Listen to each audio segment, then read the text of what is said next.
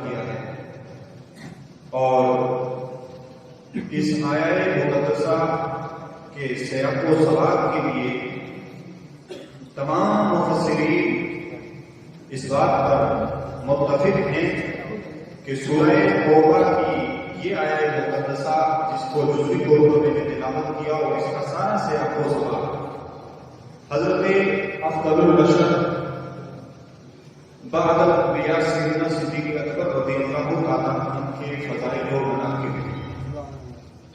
اور سرکار سیدنا صدیق اکبر رضی اللہ تعالیٰ عنہ کی ذات اور آپ کے کمالات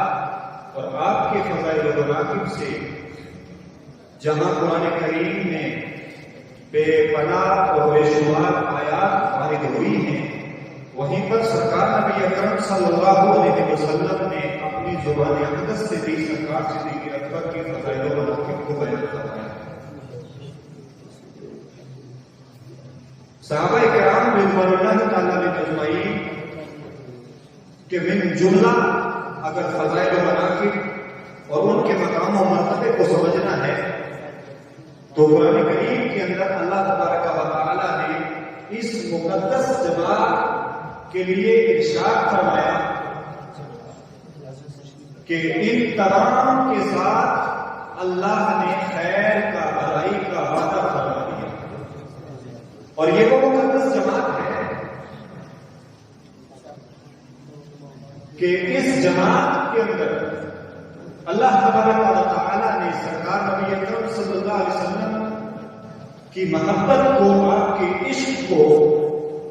کوٹ کوٹ کر کے بھرا، اور سرکار نبی اکرم صلی اللہ علیہ وسلم سے یہ لوگ براہ راست بغیر کسی واسطے کے سرکار سے مستفید ہوئے۔ آپ کی صحبت پاک کا اثر یہ ہے کہ صحابہ کرام رضوان اللہ تعالی علیہ اجمعین جب کسی مرحلے پر سرکار نبی اکرم صلی اللہ علیہ وسلم کا کوئی حکم سنتے تو ایک سے بڑھ کر کے ایک سب اس میں پیش آپ کو نظر آئے، لیکن ان کے مراتب، ان کے درجات اور ان کے کمالات کو اگر آپ دیکھیں گے تو اس کے اندر درجہ بندی ہے۔ اور اس مقدس جماعت میں جو سرخیر ہیں ان کے، جو سردار ہیں ان کے، جن کو ہم چار یار کہتے ہیں، سیدنا صدیق اکبر کی ذات، سیدنا فاروق اعظم کی ذات، سیدنا عثمان غنی اور سیدنا علی مرتضیٰ مولا کائنات رضی اللہ تعالی عنہ، یہ وہ چار مقدس ہستیاں ہیں کہ جو پوری جماعت صحابہ میں سب سے زیادہ قریب ہے سرکار نبی اکرم صلی اللہ علیہ وسلم کے، اور اگر ان چاروں میں سے آپ کو سب سے بہترین، سب سے بڑا متقی، سب سے بڑا پرہیزگار اور سب سے زیادہ رسول اللہ کی قربت پانے والا دیکھنا چاہتے ہیں آپ تو وہ سرکار سیدنا صدیق اکبر رضی اللہ عنہ۔ اور قرآن کریم کے اندر اللہ تبارک و تعالی نے اس سورہ توبہ کی اس مکمل آیت کے اندر سرکار صدیق اکبر کے جو فضائل و مناقب بیان کیے، میں نے جزوی طور پر جو آیت کا ٹکڑا آپ کے سامنے پڑھا تو رب کائنات ارشاد فرماتا ہے جب محبوب اپنے یار غار سے فرماتے تھے، جب سرکار صدیق اکبر کی میت میں نبی اکرم صلی اللہ علیہ وسلم ہجرت کے لیے نکلے اور غار کے اندر آپ جب تشریف لے گئے تو یہ اس کا ذکر ہے اس آیت کے اندر موجود۔ تو جب ہم تشریف لے گئے تو چونکہ کچھ گھبراہٹ محسوس کر رہے تھے حضرت صدیق اکبر رضی اللہ تعالیٰ، تو رب فرماتا ہے کہ جب محبوب اپنے یار غار سے فرماتے تھے کہ غم نہ کرو تو وہ کیفیت اللہ تبارک و تعالی نے اپنے مقدس کلام کے اندر بیان فرمایا۔ اور اس آیت کو اگر آپ اس پر غور کریں گے تو اللہ تبارک و تعالی کے محبوب اعظم سید عالم صلی اللہ علیہ وسلم اپنے اس ساتھی کو سہارا دے رہے ہیں کہ میرے صاحب، میرے ساتھی اے صدیق اکبر، اے میرے یار غار، تم غم نہ کرو جو تمہیں گھبراہٹ محسوس ہو رہی ہے، بے شک اللہ ہمارے ساتھ ہے۔ اور یہاں پر اسی آیت میں آپ آگے چلیں گے تو پتا چلے گا کہ اللہ تبارک و تعالیٰ ارشاد فرماتا ہے کہ اللہ نے اس پر اپنا سکینہ نازل کیا، فَأَنزَلَ اللَّهُ سَكِينَتَهُ عَلَيْهِ وَأَيَّدَهُ بِجُنُودٍ لَمْ تَرَوْهَا۔ رب ارشاد فرماتا ہے اللہ تعالیٰ نے اس پر اپنا سکینہ اتارا، اپنی طرف سے سکون اتارا، اور ایسے لشکروں سے اس کی مدد فرمائی کہ تم ان لشکروں کو دیکھ نہیں سکتے، تمہارے پاس وہ طاقت نہیں، وہ بصارت نہیں ہے کہ تم ان لشکروں کو دیکھ سکو۔ تو چونکہ سرکار ابھی اب چونکہ یہاں پر کچھ لوگوں کا اور کچھ مفسرین کرام کا یہ خیال بھی ہے کہ یہ جو سکینہ اترا تھا یہ اللہ کے نبی صلی اللہ علیہ وسلم کے قلب اطہر پر گزرا اور آپ پر اتارا گیا، لیکن دوسرے مفسرین کرام فرماتے ہیں کہ حضرت صدیق اکبر ہجرت کی رات یار غار وفادار کی صورت میں اور غمگسار کی صورت میں سرکار کے ساتھ موجود تھے، اور وہاں پر پوری وفاداری کا آپ نے ثبوت دیا، اور ایک گھبراہٹ جو حضرت صدیق اکبر کو محسوس ہوئی دشمنوں کی طرف سے، تو سرکار نے جب اس کو محسوس فرمایا اللہ کے نبی نے، تو آپ نے ارشاد فرمایا کہ میرے صاحب ایسا نہیں ہے، اللہ ہمارے ساتھ ہے، گھبرانے کی کوئی ضرورت نہیں ہے۔ اور یہ جو سکینہ اتارا گیا اس کے تعلق سے بھی مفسرین فرماتے ہیں کہ سرکار کا قلب اطہر تو ہمیشہ سے ہی مطمئن تھا، وہاں تو کوئی گھبراہٹ والا معاملہ تھا ہی نہیں، اگر کچھ کہیں تھوڑی سی گھبراہٹ محسوس ہو رہی تھی تو حضرت صدیق اکبر کو، تو اللہ تبارک و تعالیٰ نے اپنے محبوب کے اس مقدس ساتھی پر سکینہ نازل فرمایا اور قلبی سکون ان پر نازل فرمایا اور وہ مطمئن ہو گئے۔ اور اسی طرح آپ کی صحابیت کے تعلق سے یہ آیت پڑھنے کا مقصد میرا یہ تھا کہ ایک تو حضرت صدیق اکبر رضی اللہ تعالیٰ عنہ کی ذات، چونکہ ذات جتنی بڑی ہوتی ہے، پیڑ جتنا پھلدار ہوتا ہے، اسی کی طرف انگشت نمائی بھی ہوتی ہے اور اسی کی طرف پتھر بھی اٹھتے ہیں۔ تو حضرت صدیق اکبر کی وہ ذات ہے پوری صحابہ کرام کی جماعت کے اندر کہ قرآن کریم سے جن کی صحابیت نص قطعی سے ثابت ہے، اذ یقول لصاحبہ، اس کے تعلق سے مفسرین فرماتے ہیں کہ حضرت ابو بکر صدیق رضی اللہ تعالیٰ عنہ کی صحابیت کا ثبوت قرآن مجید سے ثابت ہوتا ہے، اس لیے آپ کا صحابی ہونا اتنا قطعی اور یقینی ہے کہ اگر کوئی بدنصیب، کوئی بدفکرت، کوئی بدزبان آدمی آپ کی صحابیت کا انکار کر دے گا تو وہ قرآن کا منکر ہوگا، اور قرآن کا انکار کرنے والا آپ سب جانتے ہیں کہ وہ دین سے خارج ہوگا۔ تو یہ مقام ہے حضرت صدیق اکبر کا کہ اللہ تبارک و تعالیٰ نے ان کی صحابیت کا تذکرہ اور اپنے نبی کا مصاحب ہونے کا ذکر قرآن مقدس کی اس آیت کے اندر کرا۔ اور اسی طرح سکینہ کے تعلق سے جو میں نے عرض کیا، اس آیت سے یہ ثابت ہوتا ہے کہ اللہ تبارک و تعالیٰ نے حضرت صدیق اکبر پر اپنا سکینہ اتارا، یعنی اپنی طرف سے جو قلبی اطمینان اور روحانی تسکین کا سامان تھا اللہ کی طرف سے، وہ حضرت صدیق اکبر کے قلب مبارک پر اتارا گیا۔ اور اس آیت کے اندر جو علیہ فَأَنزَلَ اللَّهُ سَكِينَتَهُ عَلَيْهِ، اس علیہ کے اندر جو ضمیر ہے اس کا مطلب سرکار صدیق اکبر رضی اللہ تعالیٰ عنہ کی مقدس ذات ہے۔ تو یہاں سے یہ بات بالکل ثابت ہو جاتی ہے اور بالکل واضح ہو جاتی ہے کہ اللہ تبارک و تعالیٰ نے اپنے محبوب کے اس ساتھی کا ذکر قرآن مجید کے اندر فرمایا، اور سرکار صدیق اکبر کے قلب اطہر جو کچھ وقت کے لیے غیر مطمئن تھا اس پر اپنی طرف سے سکینہ اور اطمینان کا نزول فرمایا۔ حضرت صدیق اکبر رضی اللہ تعالیٰ کے تعلق سے صرف یہی نہیں کہ ایک آیت ہے قرآن مقدس کے اندر، اور بھی اگر آپ دیکھیں گے تو حضرت صدیق اکبر رضی اللہ تعالیٰ عنہ کے تعلق سے اور بہت ساری آیات موجود ہیں، ان کی طرف پہ میں جاؤں گا۔ علامہ ابن جوزی اور دیگر محدثین اور مفسرین اس بات کو فرماتے ہیں کہ سورہ لیل کی کچھ آیات ہیں ان کے تعلق سے، ان آیتوں کے اوپر انہوں نے جو اپنی تفسیری فوائد کو بیان کیا تو وہ فرماتے ہیں کہ حضرت صدیق اکبر رضی اللہ تعالیٰ عنہ کی شان میں سورہ لیل کی یہ چند آیتیں بے نازل ہوئی اور اللہ تبارک و تعالیٰ نے اپنے اس محبوب کے لیے ارشاد فرمایا کہ جہنم سے اسے بہت دور رکھا جائے گا، اور یہ سب سے بڑا پرہیزگار ہے جو اپنا مال اللہ کی راہ میں اس لیے خرچ کرتا ہے تاکہ وہ مال ستھرا ہو۔ تو اس آیت میں سورہ لیل کے اندر اللہ تبارک و تعالیٰ نے 2 سے 3 چیزوں کا بالخصوص ذکر کروایا۔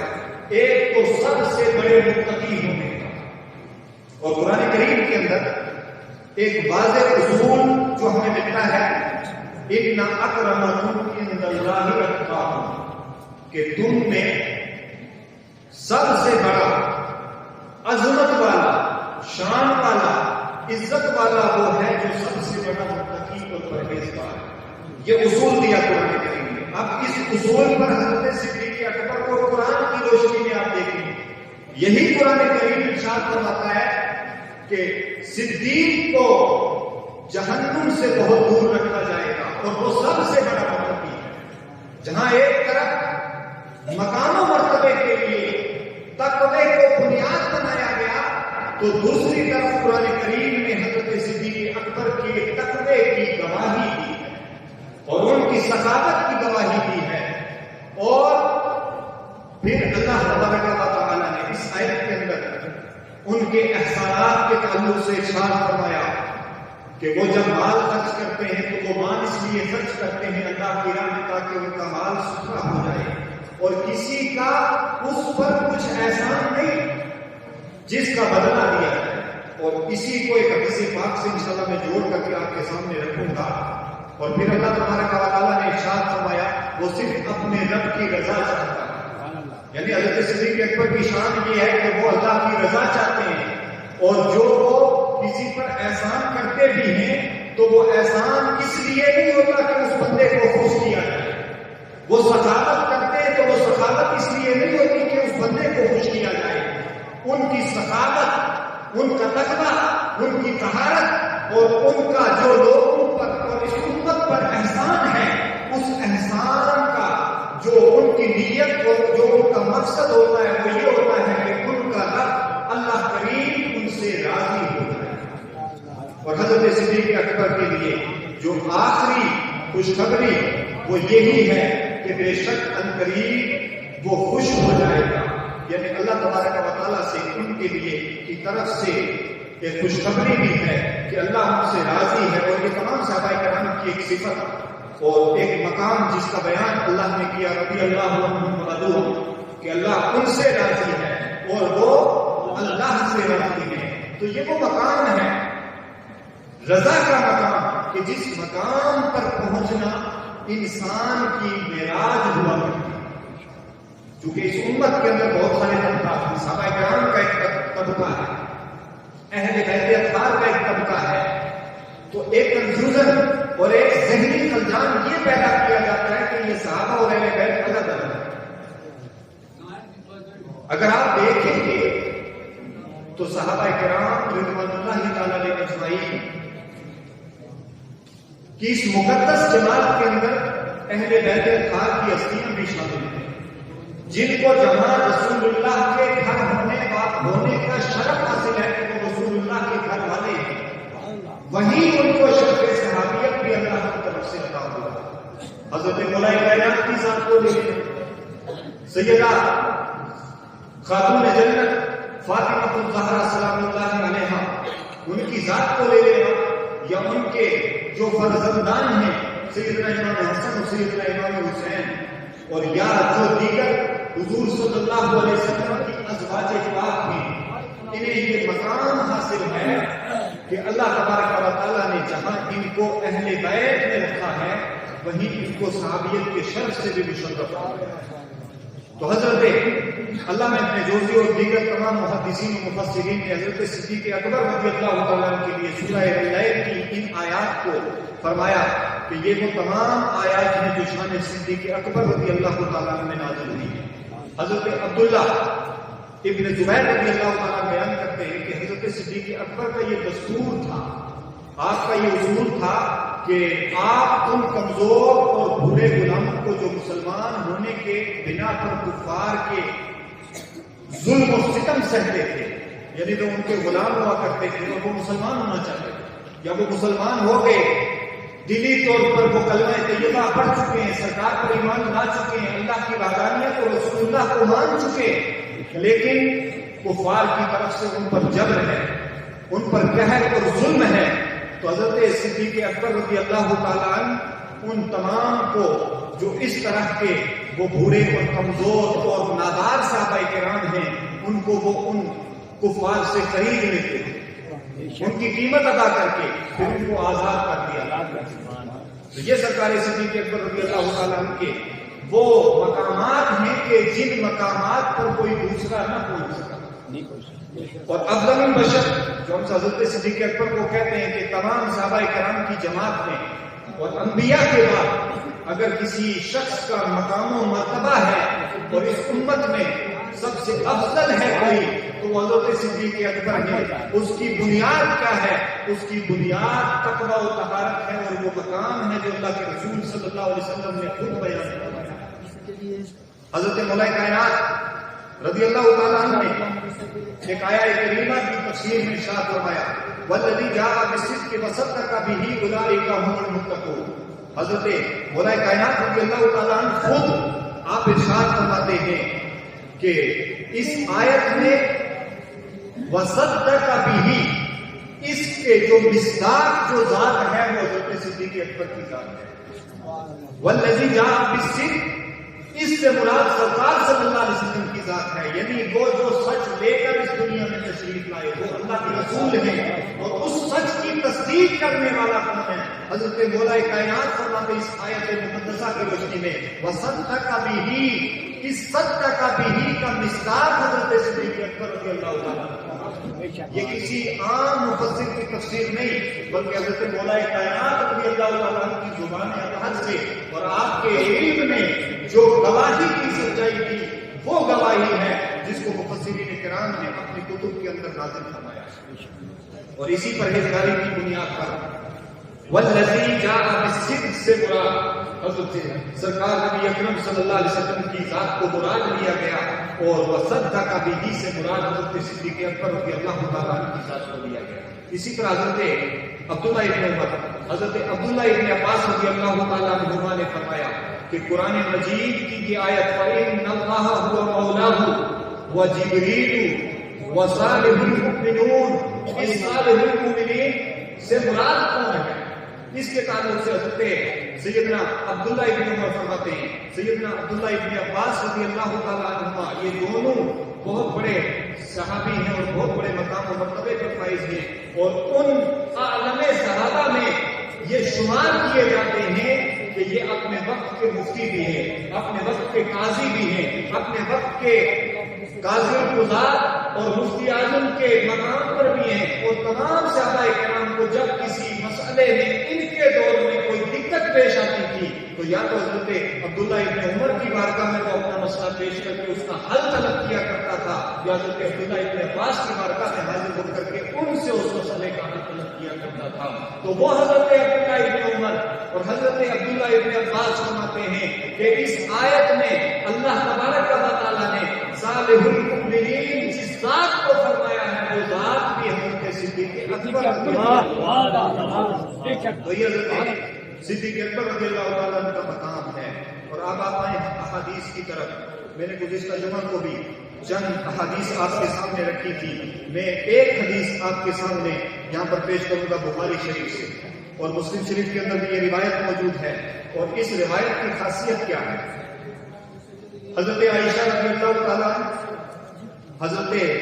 عبداللہ ابن عباس رضی اللہ تعالیٰ، حضرت سیدنا عبداللہ ابن مسعود رضی اللہ تعالیٰ، حضرت سیدنا عبداللہ ابن عمر رضی اللہ تعالیٰ، حضرت سیدنا ابو سعید خدری رضی اللہ تعالیٰ، حضرت عبداللہ بن زمعہ رضی اللہ تعالیٰ اور حضرت مولا کائنات علی مرتضیٰ ابن ابی طالب رضی اللہ تعالیٰ عنہم، یہ وہ تمام صحابہ کرام ہیں،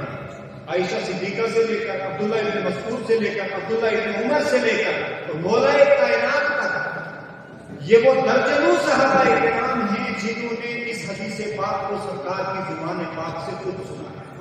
اور خود سن کر کے اس کو روایت فرمایا ہے۔ وہ کون سی حدیث ہے؟ بخاری شریف کے اندر بھی موجود ہے، مسلم شریف کے اندر بھی موجود ہے۔ جب اللہ کے نبی صلی اللہ علیہ وسلم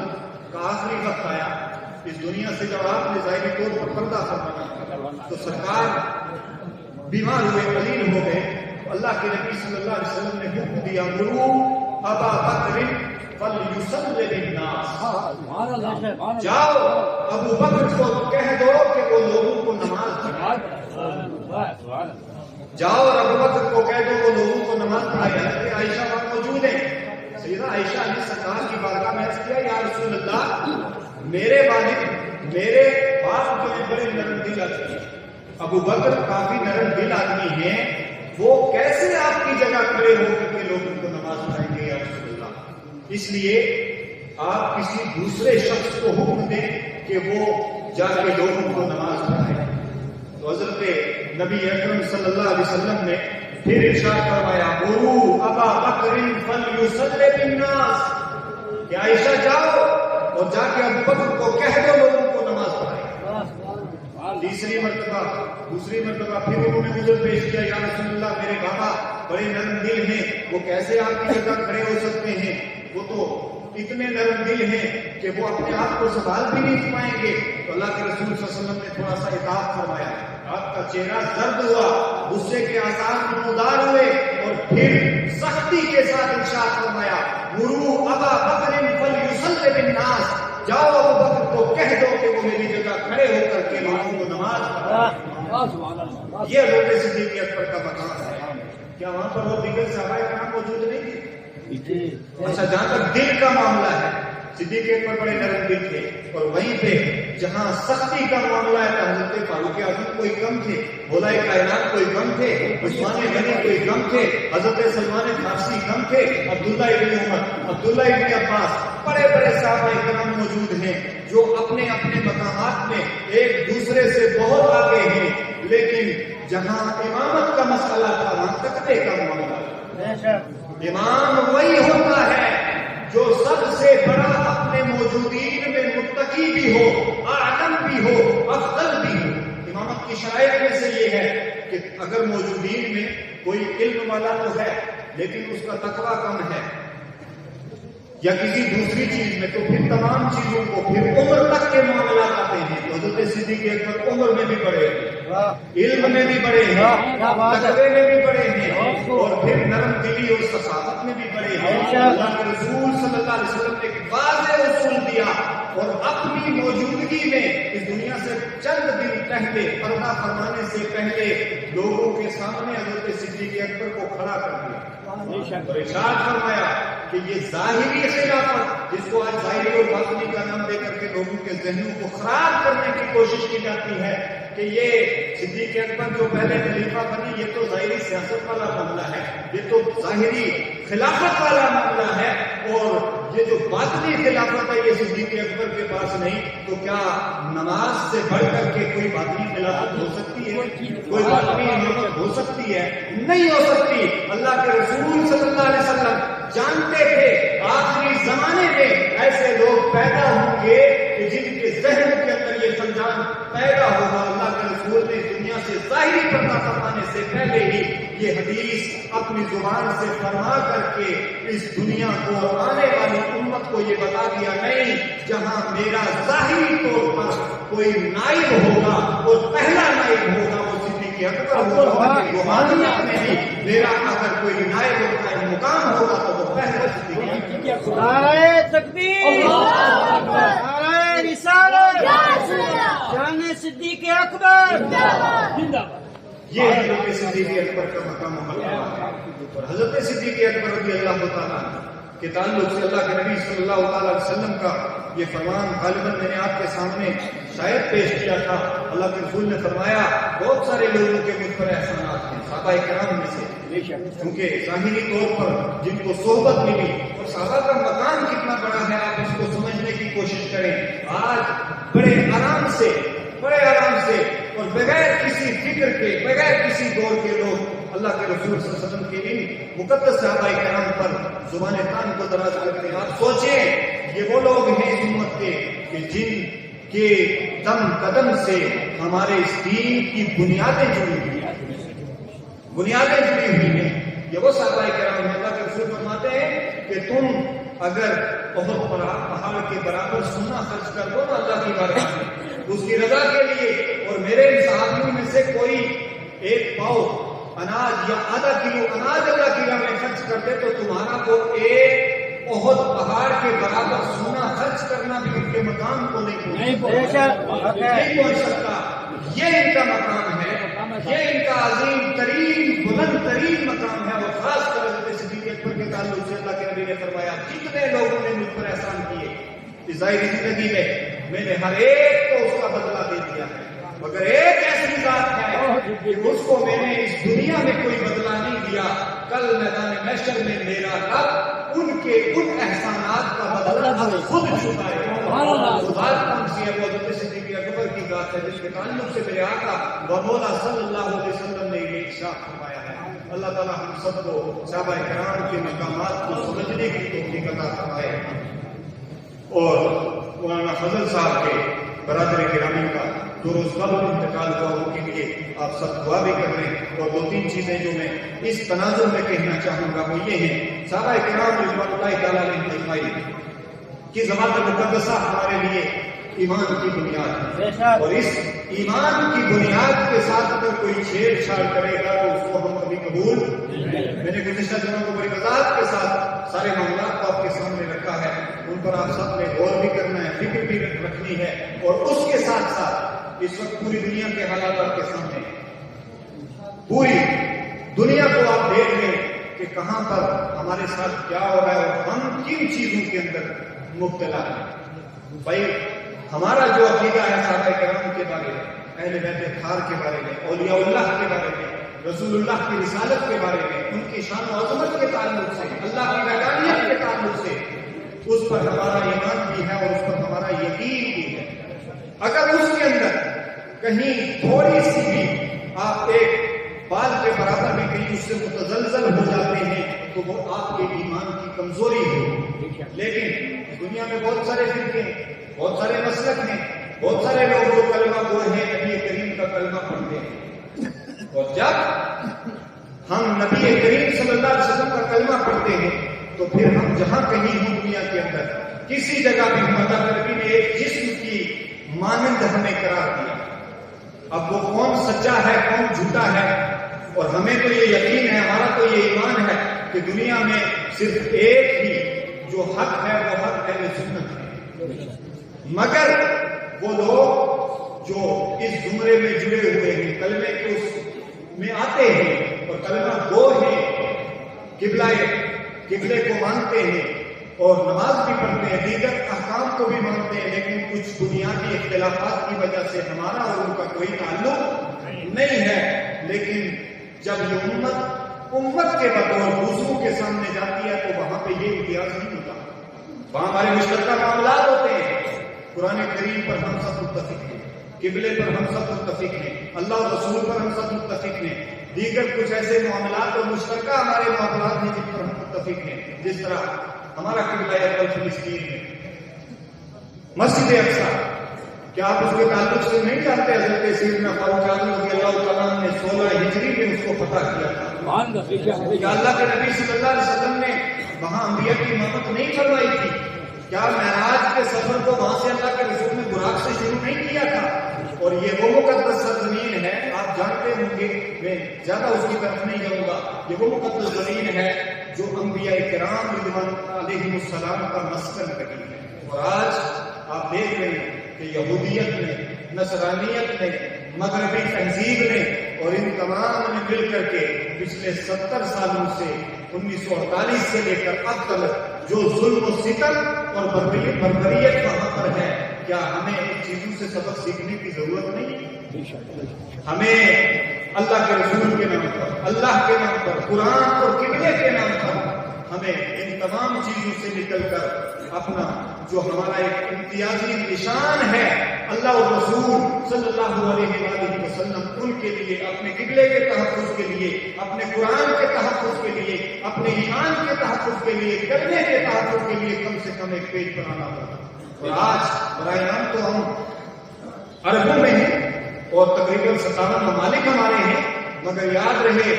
یہ جو خواب بردوش میں ہمارے حکمران اس وقت ہیں، کل اللہ کی بارگاہ میں ہمیں جواب دیں گے۔ اور ہمارا یہ ایمان ہے، ہم ان کے لیے کچھ نہیں کر سکتے فلسطین والوں کے لیے، لیکن ایک چیز ہمارے پاس ہے اور وہ سب سے بڑا ہتھیار ہے، وہ ہے اللہ کی بارگاہ میں دعا کرنا۔ ہم وہ دعا کر سکتے ہیں ان مظلوموں کے لیے، باقی تو ہم کچھ کر نہیں سکتے، اور اتنا کہہ سکتے ہیں اللہ کے رسول نے بشارت دی ہے ان لوگوں کے لیے جو فلسطین میں رہتے ہیں کہ وہ اہل حق ہوں گے اور اپنے اس مقدس مقام کا دفاع کرتے رہے، اور ایک وقت آئے گا اور وہ وقت انشاءاللہ قریب آنے والا ہے کہ وہ تمام ظالم طاقتیں، چاہے وہ امریکہ کی صورت میں ہیں، چاہے وہ اسرائیل کی صورت میں ہیں، چاہے وہ دیگر سیاسی طاقتیں ہیں، انشاءاللہ تعالیٰ ان سب نے مٹ جانا ہے۔ اور یہ وہ مقدس مقام ہے مکہ، مدینہ اور یہ حرم اقصی، یہ وہ 3 مقامات ہیں دنیا میں مسلمانوں کے کہ ان سے باعظمت اور کوئی مقام ہو ہی نہیں سکتا۔ تو جب دجال آئے گا نہ وہ مدینہ شریف داخل ہو سکے گا، نہ مکہ میں داخل ہو سکے گا، نہ یہ اقصی کی جو حدود ہیں ان میں داخل ہو سکے گا۔ اور یہ ساری چیزیں اللہ کے نبی صلی اللہ علیہ وسلم نے واضح طور پر بیان فرمائی ہیں۔ اللہ تعالیٰ ہم سب کو عمل کی توفیق عطا فرمائے، ہمارے مسلمان اور وہ بچے، وہ ہمارے بزرگ، وہ نوجوان اور وہ عزیزان جو اس دنیا سے راہ حق کی